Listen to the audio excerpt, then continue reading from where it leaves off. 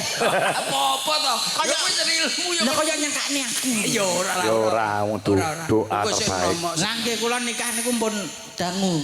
Nggih gadah setunggal niku. Weh. Pirang tahun to lek? 13. 13 tahun. 13 sasi Mas. Wah. 13 wulan anakku wis 3 tahun. Lah ya ora tau. Lho ki sik.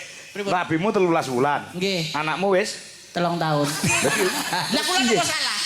ya bener. Tapi salah bocah sing dhisiki metu kuwi lho.